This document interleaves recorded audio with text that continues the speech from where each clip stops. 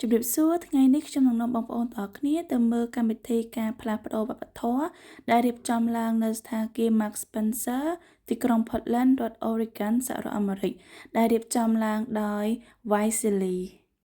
មុនកម្មវិធី2ថ្ងៃ Fellow ដែលមកពី11ប្រទេសនឹងបានជួបគ្នាជាមួយនឹង Student Ambassador ដើម្បីពិភាក្សាគ្នាថាតើកម្មវិធីនេះយើងចង់ឲ្យវាទៅជារូបភាពបែបណាបន្ទាប់មកក៏យើង come up ទៅជា idea មួយដែលខ្ញុំនឹងបង្ហាញអ្នកនរគ្នានៅពេលបន្តិចទៀតនេះកម្មវិធីបានចាប់ផ្ដើមនៅម៉ោង 4 ដោយប្រទេសនីមួយៗគាត់បានដាក់បង្ហាញអ្វីដែលជាអត្តសញ្ញាណរបស់ខ្លួនហើយនៅពេលហ្នឹងគឺខ្ញុំបានបង្ហាញរូបចម្លាក់ប្រាសាទបាយ័នប្រាសាទអង្គរវត្តថ្លង់ទ្វារទន្លេអ៊ុំនិងចែកជូននំដែលខ្ញុំបានយកពីខ្មែរគាត់ហូតមកគាត់ដឹងថាអូខេប្រភេទនំនេះគឺ made in Cambodia ហើយផងដែរគឺខ្ញុំបានធ្វើជា slide presentation បង្ហាញពួកគាត់ពីទីតាំងទេសចរនៅក្នុងប្រទេសកម្ពុជាផងដែររបៀបបន្ទាប់ទៀតគឺជាការរាំបើកក្បាលនៃកម្មវិធីហើយបន្ទាប់មកគឺ fellow ម្នាក់គាត់នឹងនិយាយពាក្យមួយម៉ាត់ដែលបង្ហាញពីអត្តសញ្ញាណរបស់អាស៊ានហើយចំពោះវីដេអូពេញរបស់វាខ្ញុំបានផុសរួចហើយបើសិនជាបងប្អូនចាប់អារម្មណ៍អាចទៅមើលបាន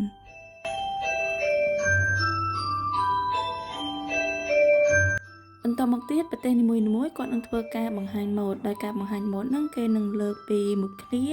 ដែលបង្ហាញពីអត្តសញ្ញាណនៃប្រទេសមួយហ្នឹងហើយនេះគឺជាខ្ញុំដែលខ្ញុំបានដាក់បង្ហាញម៉ូដតំណាងឲ្យប្រទេសកម្ពុជា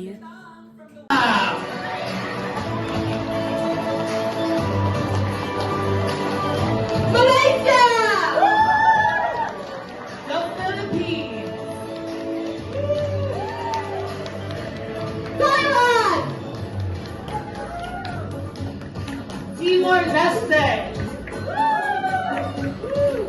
And last but not least, Vietnam.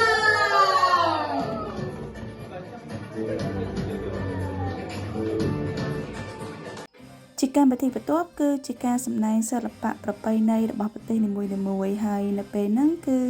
ខ្ញុំបានសម្រេចចិត្តក្នុងការសម្ដែងជាសិល្បៈរាំដើម្បីបង្ហាញទៅកាន់ពួកគាត់ដោយខ្ញុំរើសបទរាំវង់មួយនិងបទបែបកត្រឹមញាក់គឺខ្ញុំយកបទបំភូមិហើយមុននឹងខ្ញុំ come up ជាមួយ idea ហ្នឹងគឺខ្ញុំគិតច្រើនណាគិតថាដំបូងខ្ញុំចង់រាំបែបជារបាំប្រពៃណីហើយនឹងច្រៀងប៉ុន្តែដោយសារតែខ្ញុំតែឯងអញ្ចឹងខ្ញុំក៏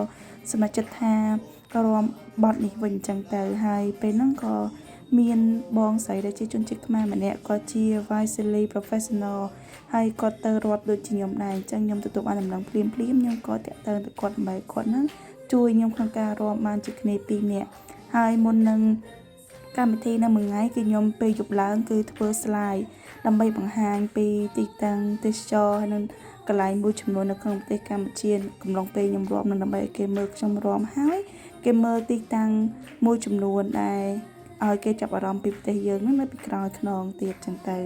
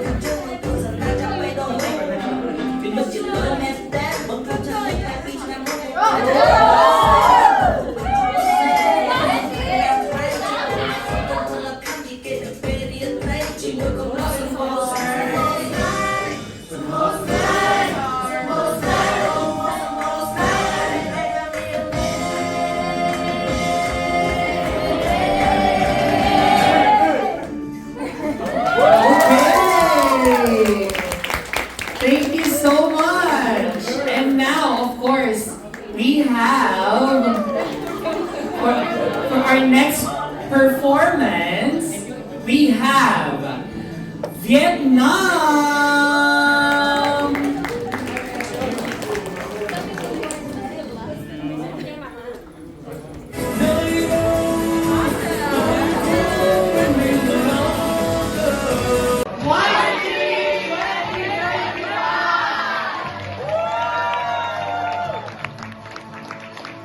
Alright, before we end, we'd like to invite everyone for a group photo to capture this moment of friendship and collaboration.